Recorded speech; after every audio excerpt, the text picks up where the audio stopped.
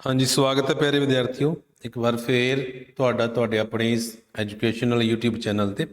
ਤਾਂ ਅੱਜ ਆਪਾਂ ਗੱਲ ਕਰਾਂਗੇ ਜਮਾਤ 8ਵੀਂ ਵਿਸ਼ਾ ਤੁਹਾਡਾ ਸਮਾਜਿਕ ਵਿਗਿਆਨ ਸੋਸ਼ਲ ਸਾਇੰਸ। ਠੀਕ ਹੈ, ਟਰਮ 2 ਦੇ ਲਈ ਜਿਹੜੇ ਤੁਹਾਨੂੰ ਸੋਰਸ ਬੇਸਡ ਕੁਐਸਚਨ ਆਉਣਗੇ, ਸਰੋਤ ਆਧਾਰਿਤ ਪ੍ਰਸ਼ਨ, ਤਾਂ ਉਹਨਾਂ ਨੂੰ ਆਪਾਂ ਤੁਹਾਡੇ ਲਈ ਅੱਜ ਹੱਲ ਕਰਾਂਗੇ। ਤਾਂ ਇੱਥੇ ਸਾਡੇ ਕੋਲ ਦੋ ਪਾਠ ਹੈਗੇ, ਪਾਠ ਨੰਬਰ 17 ਅਤੇ ਪਾਠ ਨੰਬਰ 18। ਇਹਨਾਂ ਦੋਨਾਂ ਪਾਠਾਂ ਦੇ ਵਿੱਚ ਤੁਹਾਨੂੰ ਸਰੋਤ ਆਧਾਰਿਤ ਪ੍ਰਸ਼ਨ ਆ ਸਕਦਾ ਹੈਗਾ, ਜਿਹੜਾ ਕਿ 3 ਅੰਕਾਂ ਦਾ ਆਏਗਾ। ਬਿਲਕੁਲ ਸੌਖਾ ਜਿਹਾ ਕੰਮ ਹੈਗਾ। ਕਰਨਾ ਕੀ ਹੈਗਾ, ਜਿਹੜਾ ਵੀ ਤੁਹਾਨੂੰ ਪੈਰਾ ਦਿੱਤਾ ਹੋਏਗਾ ਤੁਸੀਂ ਉਸ ਪੈਰੇ ਨੂੰ ਪਹਿਲਾਂ ਧਿਆਨ ਨਾਲ ਪੜ੍ਹਨਾ ਗਾ। ਉਹਦੇ ਵਿੱਚ 3 ਕੁਐਸਚਨ ਪੁੱਛੇ ਜਾਣਗੇ, ਫਿਰ ਆਪਾਂ ਉਹਨਾਂ ਪ੍ਰਸ਼ਨਾਂ ਦੇ ਉੱਤਰ ਲਿਖਣੇ ਹੈਗੇ। ਬਹੁਤ ਆਸਾਨ ਕੰਮ ਹੈਗਾ, ਸਾਰੇ ਵਿਦਿਆਰਥੀ 3 ਅੰਕ ਪ੍ਰਾਪਤ ਕਰ ਸਕਦੇ ਹੈਗੇ। ਤਾਂ ਸਭ ਤੋਂ ਪਹਿਲਾਂ ਆਪਾਂ ਪਾਠ ਨੰਬਰ 17 ਦੀਆਂ ਤੁਹਾਡੀਆਂ 3 ਸਲਾਈਡਾਂ ਨੇ, ਉਹਨਾਂ ਨੂੰ ਹੱਲ ਕਰਾਂਗੇ। ਇਸੇ ਵੀਡੀਓ ਦੇ ਵਿੱਚ ਆਪਾਂ ਪਾਠ ਨੰਬਰ 18 ਵੀ ਤੁਹਾਡੇ ਲਈ ਹੱਲ ਕਰਾਂਗੇ, ਤਾਂ ਤੁਸੀਂ ਵੀਡੀਓ ਨੂੰ ਧਿਆਨ ਨਾਲ ਵੇਖਣਾ ਹੈਗਾ। ਪਾਠ ਨੰਬਰ 17 ਹੈ ਆਪਣਾ ਕਲਾਵਾਂ, ਚਿੱਤਰਕਾਰੀ, ਸਾਹਿਤ, ਭਵਨ ਨਿਰਮਾਣ ਕਲਾ ਆਦਿ ਵਿੱਚ ਪਰਿਵਰਤਨ, ਮਤਲਬ ਬਦਲਾਵ।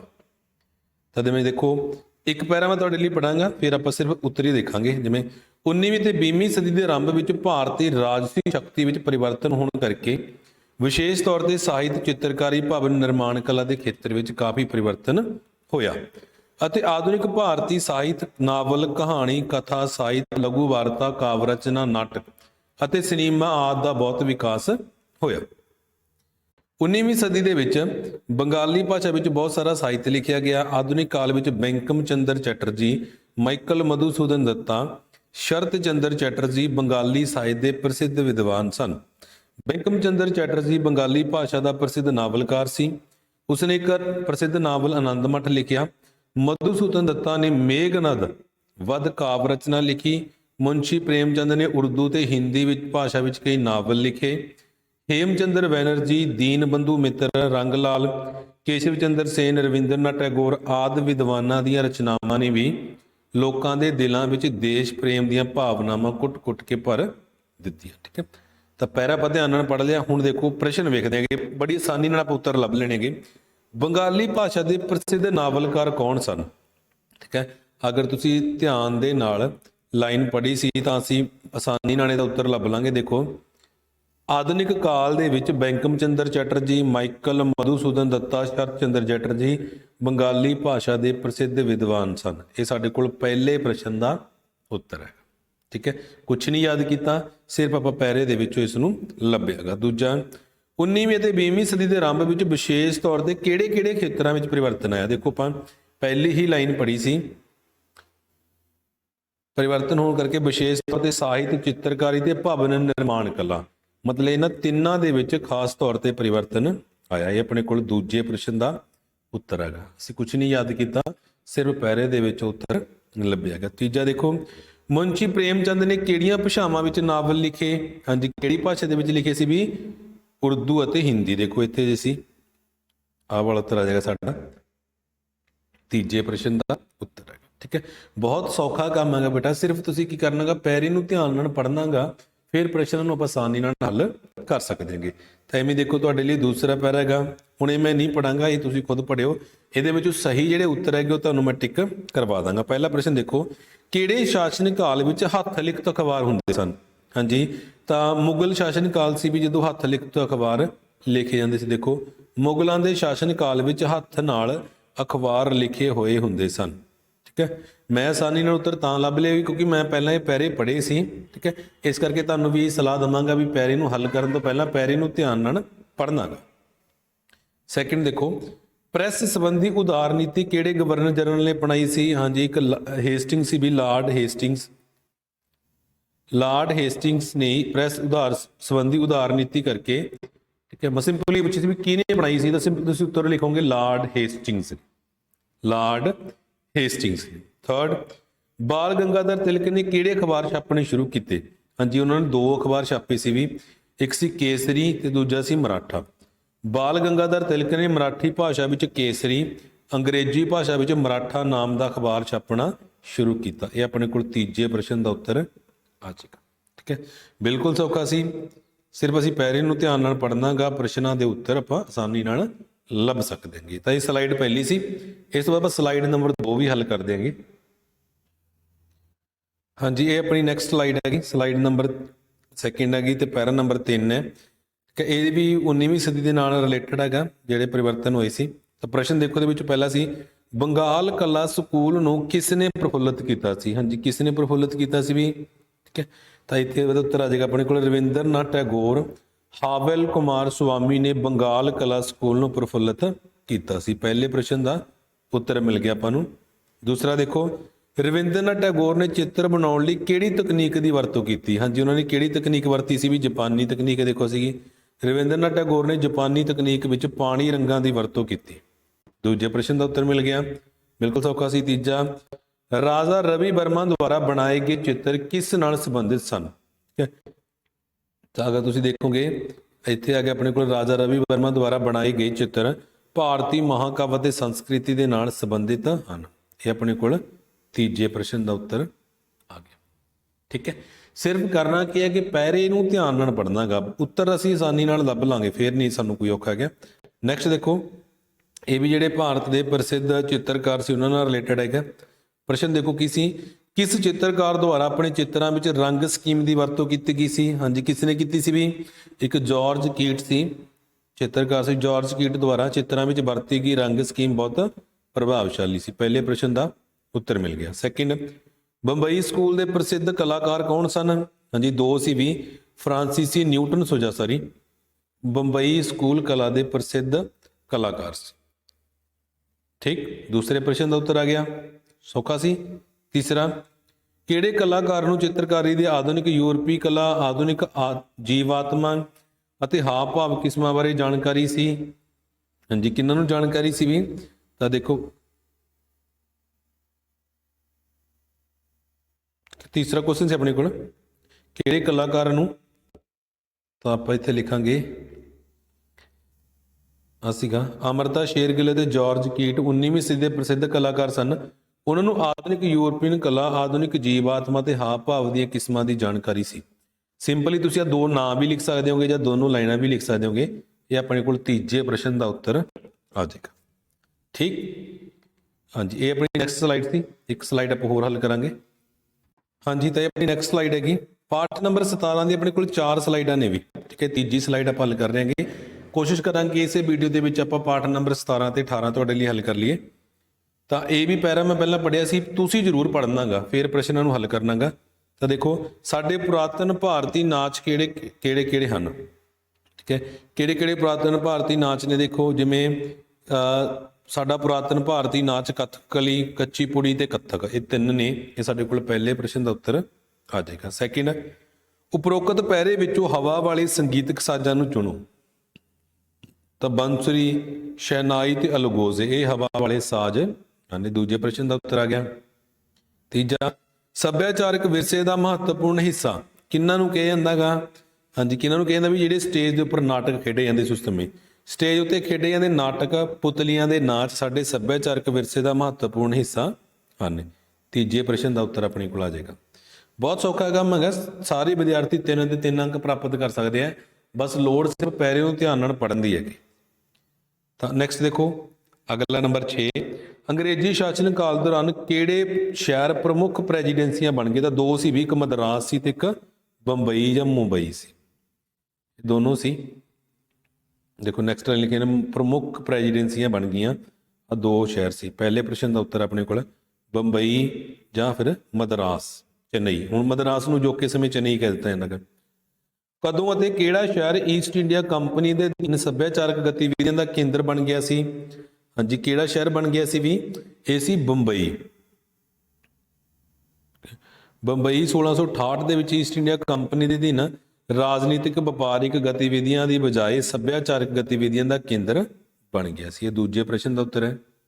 ਤੀਸਰਾ ਪ੍ਰਸ਼ਨ ਦੇਖੋ, ਕਿਹੜੇ ਸ਼ਹਿਰ ਦੀਆਂ ਇਮਾਰਤਾਂ ਭਾਰਤੀ ਯੂਰਪੀਅਨ ਸ਼ੈਲੀ ਦੀਆਂ ਬਣੀਆਂ ਹੋਈਆਂ ਹਨ। ਹਾਂਜੀ, ਕਿਹੜਾ ਸ਼ਹਿਰ ਸੀ ਵੀ, ਇਹ ਸ਼ਹਿਰ ਹੈਗਾ ਮੁੰਬਈ। ਮੁੰਬਈ ਦੇ ਵੱਖ-ਵੱਖ ਭਵਨ ਨਿਰਮਾਣ ਕਲਾ ਦੇ ਨਮੂਨੇ ਅੱਜ ਵੀ ਸਾਨੂੰ ਬਸਤੀਵਾਦ ਦੇ ਪੁਰਾਣੇ ਦਿਨ ਦੀ ਯਾਦ ਦਿਵਾਉਂਦੇ ਹੈਗੇ। ਇਹ ਸਾਰੀਆਂ ਇਮਾਰਤਾਂ ਭਾਰਤੀ ਯੂਰਪੀਅਨ ਸ਼ੈਲੀ ਦੀਆਂ ਬਣੀਆਂ ਹੋਈਆਂ। ਇਹ ਆਪਣੇ ਕੋਲ ਤੀਜੇ ਪ੍ਰਸ਼ਨ ਦਾ ਉੱਤਰ ਹੈ। ਠੀਕ ਹੈ, ਬਹੁਤ ਸੌਖਾ ਸੀ। ਨੈਕਸਟ ਸਲਾਈਡ ਨੰਬਰ 4 ਹੱਲ ਕਰਦੇ ਆਪਾਂ।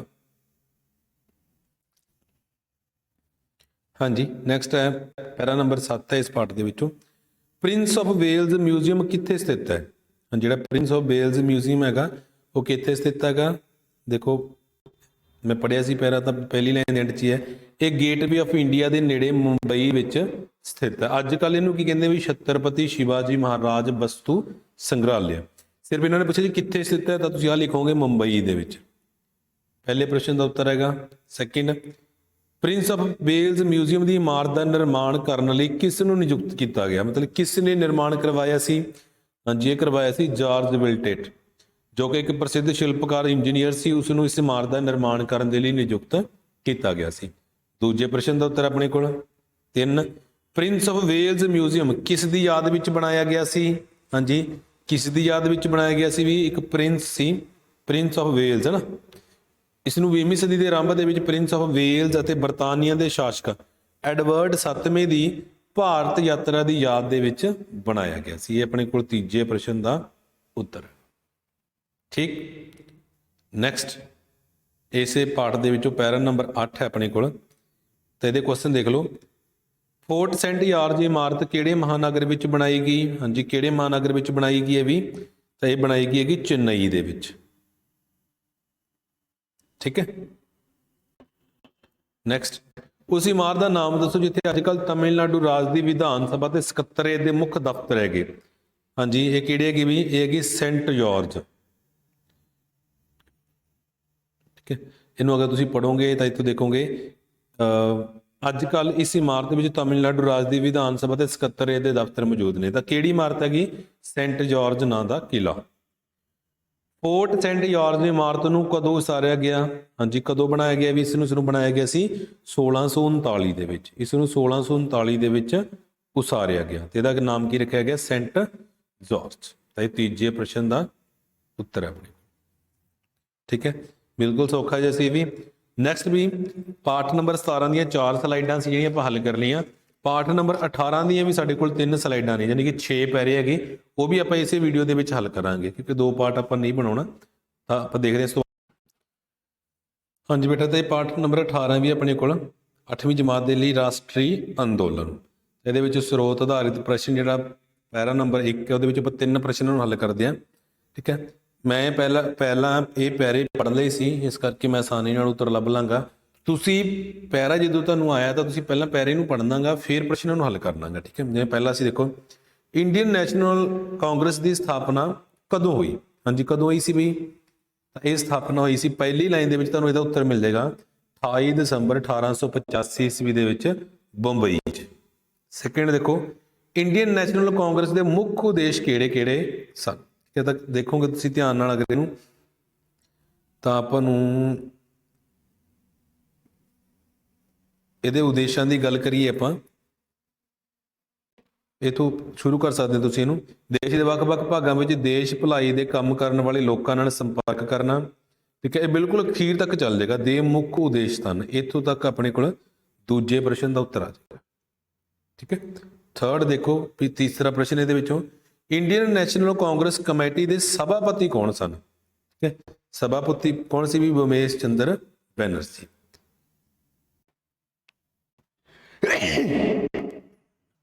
ਨੈਕਸਟ ਦੂਸਰਾ ਪੈਰਾ ਇਸ ਪਾਠ ਦੇ ਵਿੱਚੋਂ ਸਰੋਤ ਆਧਾਰਿਤ ਪ੍ਰਸ਼ਨ। ਤਾਂ ਇਹ ਗਰਮ ਦਲ ਦੇ ਨਾਲ ਰਿਲੇਟਡ ਹੈ, ਗਰਮ ਤੇ ਨਰਮ ਦਲ ਦੇ ਨਾਲ। ਕ੍ਰਾਂਤੀਕਾਰੀ ਅੰਦੋਲਨ ਦੇ ਪ੍ਰਮੁੱਖ ਕੇਂਦਰ ਕਿਹੜੇ ਸਨ? ਕਿਹੜੇ ਕਿਹੜੇ ਕੇਂਦਰ ਸੀ ਜਿੱਥੇ ਤੋਂ ਕ੍ਰਾਂਤੀਕਾਰੀ ਅੰਦੋਲਨ ਹੋਏ?